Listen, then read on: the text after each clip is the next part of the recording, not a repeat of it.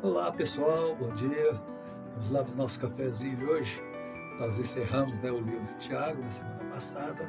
E como nós temos costume, pastor, a gente faz uma pastoral aqui, onde a gente convida um pastor, para poder tirar tudo aquilo de errado que nós falamos e ensinar realmente o que é a palavra, E hoje nós estamos aqui com o reverendo Vanderly, amigo meu de farda, 30 anos junto trabalhando na Polícia Militar, E agora Deus colocou ele no novo exército, o exército de Cristo, para ser pastor das ovelhas do Senhor, E o Senhor está com a palavra agora, pastor, para o Senhor nos falar a respeito dessa carta maravilhosa de Tiago.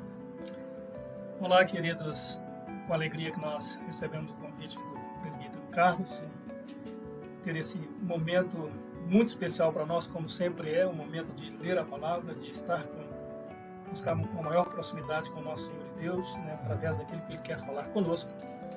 E é isso também que nós gostaríamos de transmitir a você que nos ouve nesta manhã.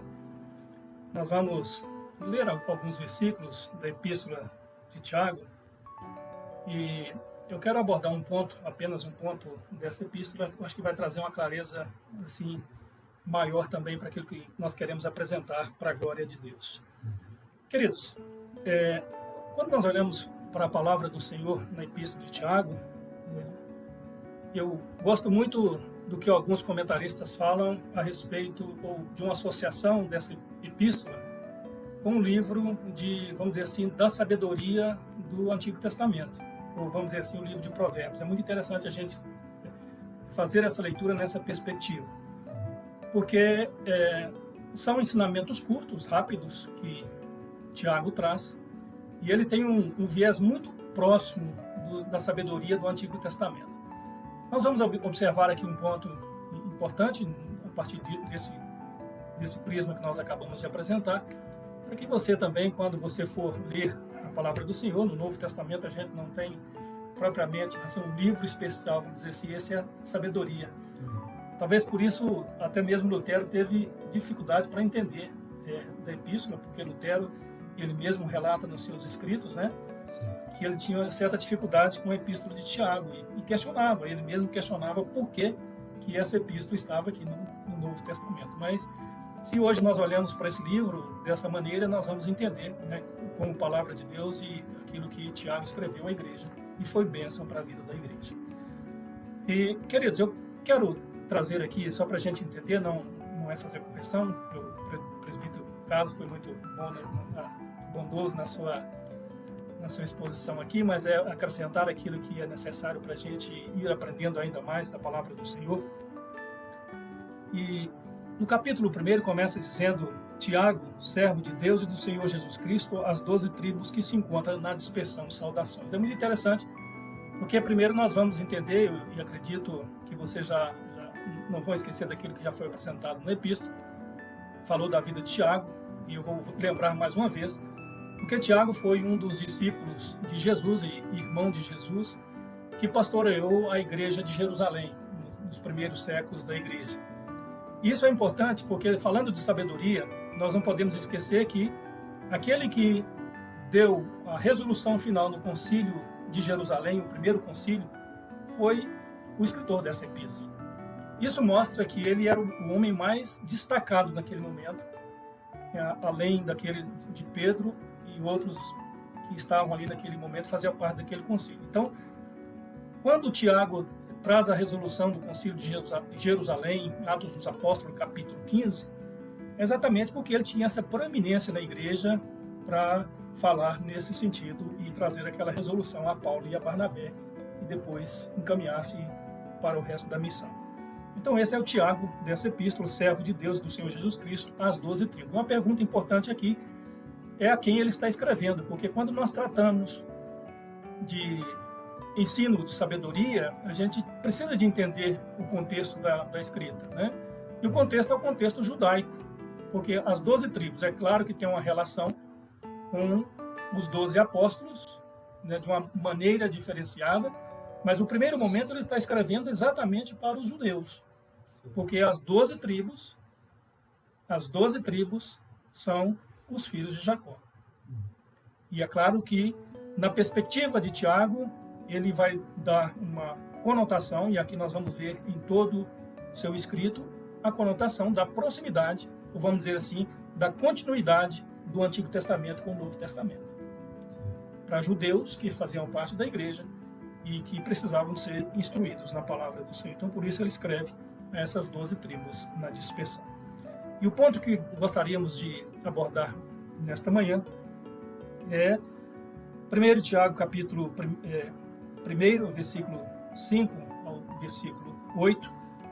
Como nós estamos falando de sabedoria, ele diz assim: se porém alguém ou algum de vós necessita de sabedoria, peça a Deus, que a todos dá liberalmente, nada lhes improperá e ser-lhe-á concedido. Peça, porém, com fé, em nada duvidando, pois o que duvida é semelhante à onda do mar, impelida e agitada pelo vento. E aqui Tiago faz o acréscimo de algo muito importante para nós, que é a fé. E aí ele está transmitindo a sabedoria. E quando nós falamos de sabedoria, a sabedoria ela não pode ser lida toda de uma só vez. Nós lemos porque nós precisamos de entender o que está no livro para pregar. Mas quando você vai ler uma sabedoria,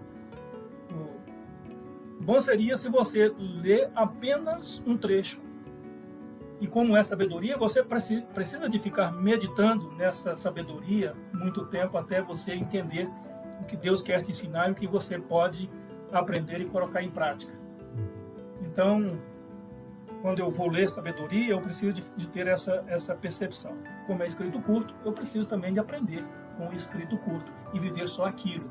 E aqui está falando da sabedoria e está associação do elemento fé, que é extremamente importante, porque é a fé no nosso Senhor Jesus Cristo. Já estamos vendo essa ligação quando nós tratamos desta epístola, porque ela tem um caráter de epístola quando ela começa no seu início, mas depois no escrito como um todo, vamos dizer, na redação do texto, nós temos aqui várias sabedorias sendo descritas para o ensino e para o aperfeiçoamento do povo de Deus. Isso é muito importante. E percebam, queridos, nós temos também no capítulo 3, a partir do versículo 13, e Tiago diz assim: quem entre vós é sábio e inteligente, mostra em mansidão de sabedoria, mediante condigno proceder às suas obras. Se pelo contrário tendes em vosso coração inveja, amargura e sentimento faccioso, nem vos glorieis disso, nem mintais contra a verdade. Esta não é a sabedoria que desce lá do alto, antes é terrena, animal e demoníaca. Percebam que a tratativa de Tiago ela é muito direta, ela é muito curta e ela é muito prática. Então, quando nós olhamos para a sabedoria que Tiago está transmitindo à igreja e a nós, como transmite a palavra de Deus hoje, ela nos ensina e nos leva a praticar tudo aquilo que foi apresentado aqui ao longo dessa epístola. Isso é muito importante para nós. Então, a ideia que eu gostaria de trazer é exatamente essa ideia da leitura desta epístola, para a gente fazer ter uma percepção melhor daquilo que a palavra de Deus quer nos ensinar. Capítulo 5, versículo 20.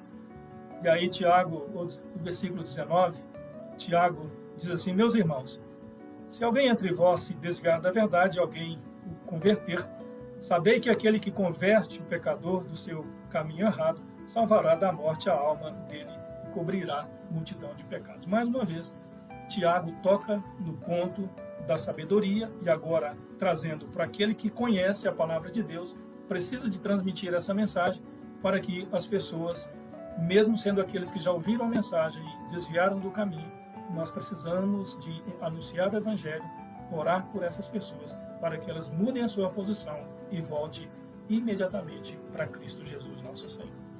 Eu acho muito bonito o livro como um todo.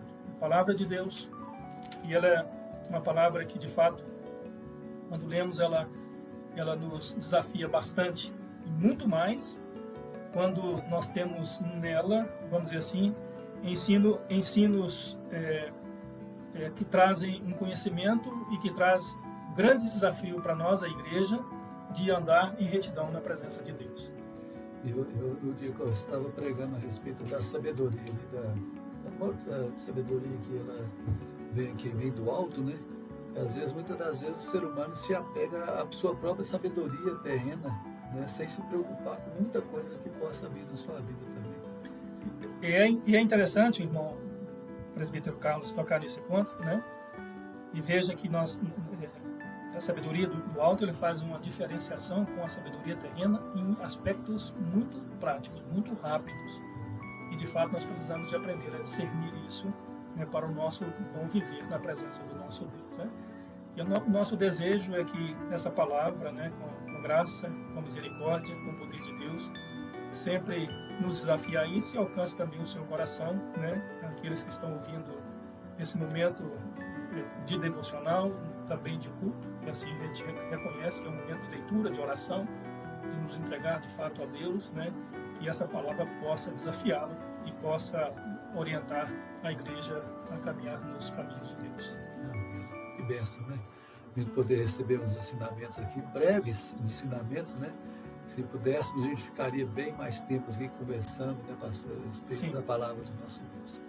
Pastor, nós temos o costume de tomar um cafezinho, né? Então, enquanto eu vou servir no cafezinho para o senhor aqui, o senhor vai falar para nós um pouco a respeito da nossa igreja, do trabalho que o senhor desenvolve lá, para que ir convidando o pessoal para poder estar participando com nós, principalmente daquele, né, da nossa capelania, né? É verdade. Gente, é uma alegria muito grande e digo isso sempre na igreja, servindo ao Senhor na primeira igreja em Patos, quando nós recebemos o convite da igreja, do conselho, dos pastores da igreja. Nós nos alegramos muito porque nós iríamos desenvolver um trabalho de capelania das forças de segurança. E nós já estamos no 2º ano desse trabalho, nós temos visto, presenciado aquilo que Deus tem feito na vida das pessoas através desse trabalho do presbítero Carlos. Tem sido bênção mesmo. Né, e a gente perceber e ver o quão a igreja tem sido importante nesse sentido, de acolher essas pessoas, os nossos irmãos, né, de muito tempo de trabalho e de ter uma palavra de bênção, né? E aí nós temos os irmãos da igreja e temos outras pessoas que têm caminhado conosco nesse sentido. Então é uma alegria muito grande e a nossa oração é para que Deus nos sustente nesse ano 2024. Eu quero deixar o convite a você que está participando conosco desse momento, para que você participe conosco e ore, né? Aqueles que não puder ir e participar diretamente, esteja também intercedendo por esse trabalho, porque o que nós fazemos é para a glória de Deus, para o agrado do nosso Senhor, né? E que essa palavra, que esse ministério, que é nosso, do conselho da igreja, né? Dos pastores da nossa igreja, todos eles participam, né? Ele continua frutificando para a glória de Deus. Amém. Vamos lá, tomar nosso cafezinho, né? Nós queremos agradecer a você que está conosco aqui. Nós vamos preparar um novo livro, né? Semana que vem a gente deve começar com um outro livro. E que Deus possa estar nos abençoando e que essa palavra sirva para incentivar a você a ter sabedoria para conduzir a sua vida e ensinar as pessoas. Tá bom, cafezinho? Até domingo que vem, se Deus assim nos permitir. Tchau, pessoal.